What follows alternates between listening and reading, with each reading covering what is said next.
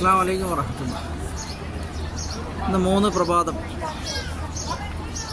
പ്രഭാത നമസ്കാരമൊക്കെ കഴിഞ്ഞു. അൽഹംദുലില്ലാ ഹറമിൻ്റെ ചുമരിനോട് ഇങ്ങനെ ചാരി നിൽക്കുകയാണ്. നല്ലൊരു കാഴ്ച ഇങ്ങനെ കണ്ടിട്ട് നിൽക്കുകയാണ് കേട്ടോ. ഹറമിൻ്റെ ചുമരും ക്ലോക്ക് ടവറും അതുപോലെ ഹിൽട്ടണും അതിൻ്റെ ഇടയിലൊരു ചന്ദ്രൻ ഉണ്ടോ. എന്നാലും അള്ളാഹു ഇന്നത്തെ ഈ പ്രഭാതം സന്തോഷവും സമാധാനവുമുള്ളൊരു നല്ലൊരു പ്രഭാതമാക്കി നമുക്ക് തരട്ടെ.